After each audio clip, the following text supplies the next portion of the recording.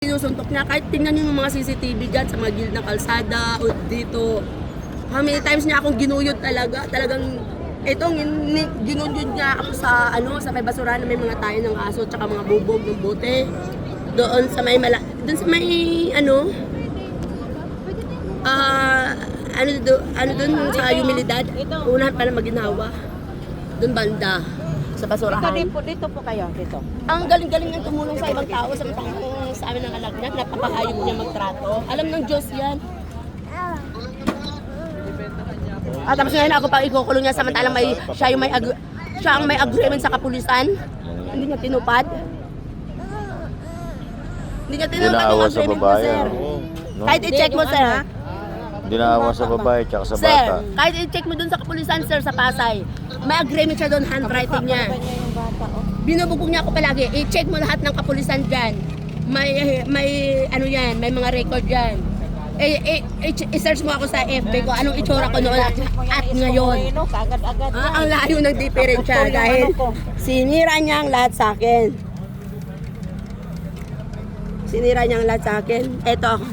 Ito ako dati, dahil 12 years din ako sa abroad.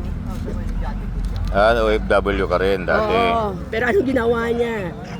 May picture din kami nung bago kaming nagsama. Ganito din ang itsura ko. Dahil ito sa Pilipinas na nga ito, dyan sa Mang Inasal. Ay, ikaw yan dati. Kasama ko mga pinsan ko. Diyan kami kay Dick Andrada. Grabe naman pala ang Yan, niya uncle ko si Dick dati. Andrada. Di ba? Maganda Si Jose siya. Andrada. May-ari dito, uncle ko yan. Oo, tawa sila pero totoo naman eh. Kahit tingnan yung mga bills ng kuryente doon namin. Nasunog lang ang kwarto ko dyan sa kay Uncle Dick Andrada. Uncle ko yan, hindi ka ako nagbabayad ng boarding house. Dapat lumapit ka na lang kay Mayor Isko. Kay Yorme. Kay Yorme ka na lang lumapit. Ha? Kay Yorme, sa Mayor Isko Moreno. Office of the Mayor. Ay, nako. Alam mo, pumunta ako how many times? Si nanay, ang suggest ni nanay, lumapit mo lang siya kay Yorme. Di ba, Nay? Issue wala daw si Mayor. Kawawa Sir, naman. hindi ko alam yun. talaga, sir, Papatawag talaga yon yung ano na Dito yun. kayo nagdadala inside Manila. I Territory. swear to God. Ilang beses ako lumapit sa mga kapulisan, hindi talaga Eh, ako doon. tinutulungan. Doon kay Isko. Bakit hindi ka nag-file ng Sa City of Maynila. reklamo sa pulis? Naging how many times din na nagagawad, tumakbo din ng kapitan. Hindi ako nagsusumbong. Dahil ilala ko, Si ate, nirereklamo niya Kasuhan yung talaga siya. asawa niya na hindi talaga siya patatamimik ng Driver ng pamilya ko. yate.